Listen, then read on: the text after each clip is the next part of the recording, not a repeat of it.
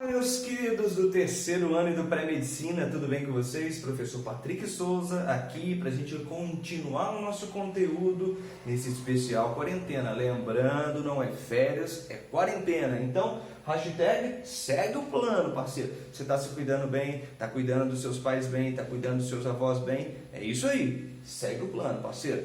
Ó, a dor passa, mas a aprovação fica. Então vamos lá. Ó, hoje nós vamos começar então o capítulo número 2 e você vai seguir comigo na página número 18, beleza? Nós vamos começar a estudar então aquilo que a gente chama de geologia geral. E nessa primeira aula a gente vai trabalhar então aquilo que seriam as eras geológicas. Primeira coisa importante você saber, meu querido.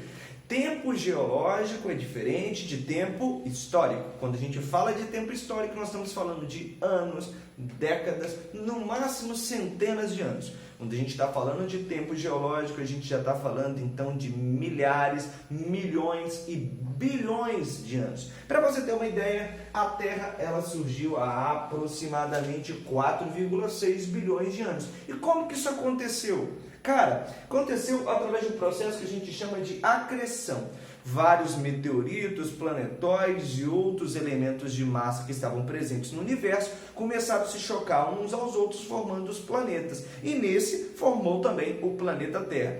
Inicialmente, a Terra era uma bola de fogo e o calor estava de matar. Não, não é funk, mas realmente a Terra ela era uma grande massa incandescente. E diante disso, o resfriamento ocorrendo de fora para dentro foi criando as condições necessárias para que a gente pudesse ter o planeta da forma que temos e ter principalmente a existência de vida. Porque presta atenção comigo, meu querido, olha, a partir do momento que a Terra ela cria um certo afastamento do Sol, ela não fica nem tão quente, nem tão fria. Isso já é muito bom. E o fato desse resfriamento acontecer de fora para dentro foi liberando aos poucos gases que formaram então a atmosfera, que protege a Terra e faz um efeito que a gente conhece que é o efeito estufa, e mais, possibilitou também a formação da hidrosfera, que foi então o início das chuvas, a água no seu estado líquido. Beleza? Tudo bem? Vamos lá. Vamos então verificar quais são as eras geológicas e quais são as importâncias dela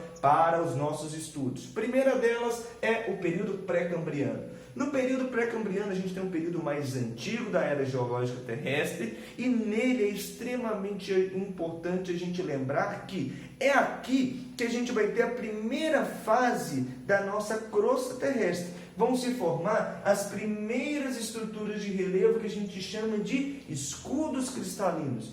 Mas não subestimem os escudos cristalinos. Apesar de serem as primeiras formações de relevo, eles estão conosco até hoje, porque eles são extremamente resistentes. Eles se formaram com aquilo que a gente tinha de composição geológica mais resistente, beleza? Então, o Brasil, por exemplo, a maior parte das montanhas que a gente vê são considerados relevos residuais, frutos do que? Desses escudos cristalinos, são extremamente resistentes. O dedo de Deus, por exemplo, na Serra de Petrópolis é um exemplo, ok? Passado um certo tempo, por volta de 2 bilhões de anos, a gente tem então a formação do Paleozoico. O que é esse período geológico? Aqui, cara, depois de muito tempo, água mole em pedra dura, tanto bate até que fura, água mole em pedra dura, tanto bate até que fura, gerou o seguinte, a erosão e o intemperismo dessas rochas primeiras, ok? Desses escudos cristalinos. E esses sedimentos, então, formaram o que a gente chama de bacias sedimentares. Pra você ter uma ideia, meu querido, o carvão ele foi formado nessa época. O carvão ele começa a ser formado nessa época para a gente começar a utilizar ele agora. Então pense o seguinte, por que o carvão é um recurso então não renovável? Porque ele precisou de 2 bilhões de anos para ser formado. E a gente gasta quanto tempo para consumir ele? Minutos. No máximo horas. Então, é por isso que a gente considera esse recurso como um recurso não renovável, beleza?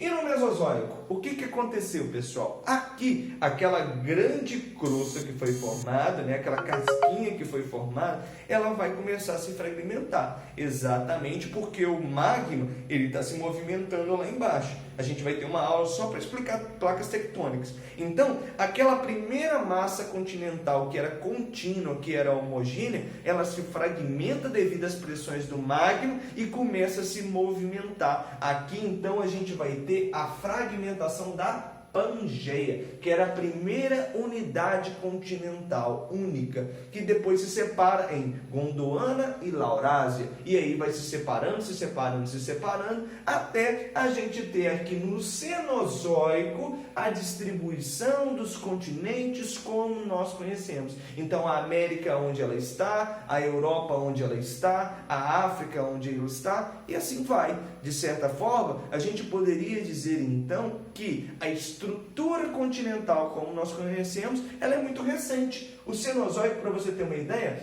tem cerca de 70 milhões de anos. Muito pouco tempo, quando considerado, por exemplo, o pré-cambriano, que está começando por volta de 4,5 bilhões de anos. Então, para você ter uma ideia de como que o processo é lento, o processo é moroso, ele é demorado, ok? E você não pode esquecer de jeito nenhum.